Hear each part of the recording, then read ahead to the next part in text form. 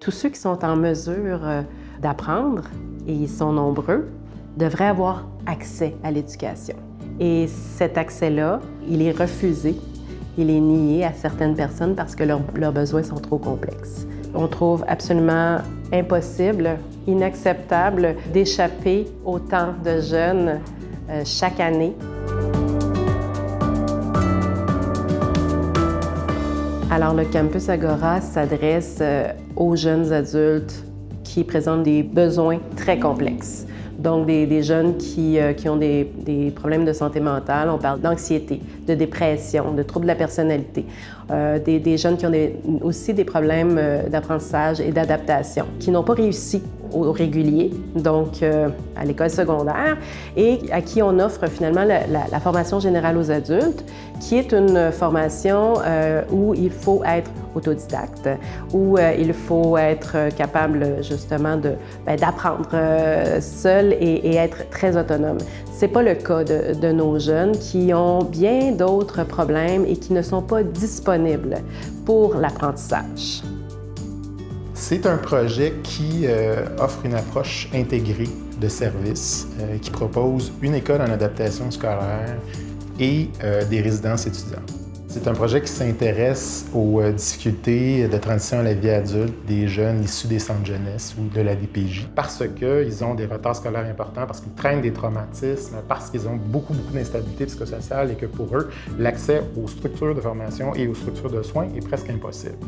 Ça répond aussi à une problématique qui est criante, dénoncée, qui a été mise en évidence, entre autres, par la commission Laurent, qui a rédigé un rapport important dans lequel on voit que sans stabilité résidentielle, sans continuité de services en santé mentale et au niveau psychosocial, et sans attention particulière au niveau de la scolarisation, ces jeunes-là ne s'en sortiront pas.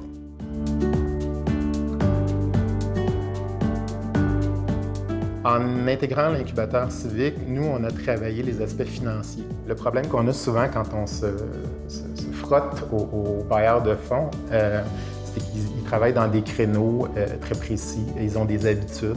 Puis l'innovation, souvent, c'est pas quelque chose qui est facile à comprendre. Donc, comment, je dirais, formater notre projet pour qu'il corresponde aux attentes des bailleurs de fonds et qu'ils comprennent que cette innovation-là, elle n'est pas si difficile à digérer que ça demande un changement de paradigme, évidemment, mais que c'est possible de le faire. Et je pense que la Maison de l'innovation sociale et ses partenaires élargis nous ont apporté ça.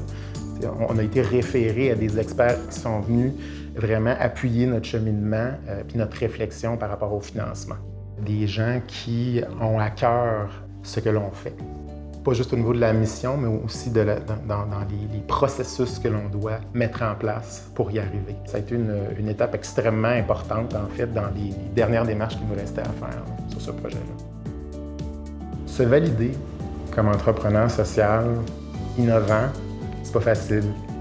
Ça a été une étape importante pour nous de dire on n'a pas besoin d'être toujours tout seul. On peut être accompagné. Peu importe l'avancement du projet.